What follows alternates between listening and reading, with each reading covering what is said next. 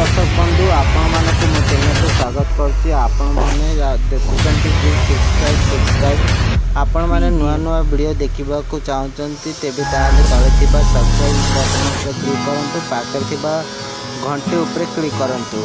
आपनक मु जेतेबेले नुआ नुआ वीडियो अपलोड करबी सर्वप्रथम आपण देखि परबे।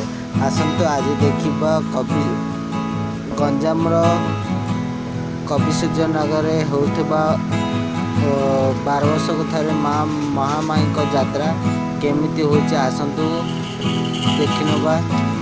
देखंतु किबळी सजबाजरे सब दुकान सारा खोला जाइछि एवं एटी सब प्रकार जिनिस मध्य मिले।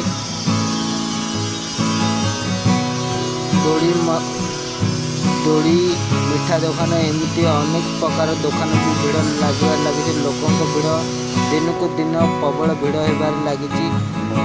देखिपार्चंते आपण केमती आपण को भाबुते निश्चिंत भल लागिव।